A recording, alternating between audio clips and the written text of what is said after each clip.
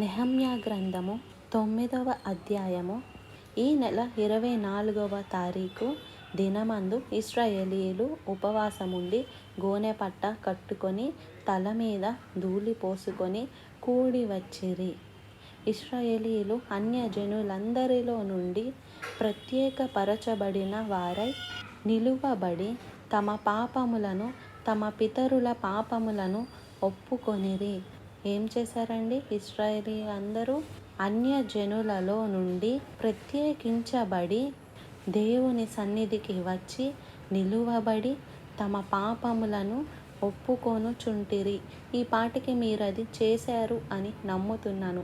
ఇందాక మీరు మోకరించారు, మీ పాపములు ఒప్పుకున్నారా? నీకు దెబ్బ తగిలిందనుకోండి, మీ అమ్మగారు నీకు మందు రాయాలని నూనె లేక ఆయింట్మెంట్ తీసుకొచ్చారనుకోండి, ఎన్ని దెబ్బలు చూపిస్తావు? ఒకటా?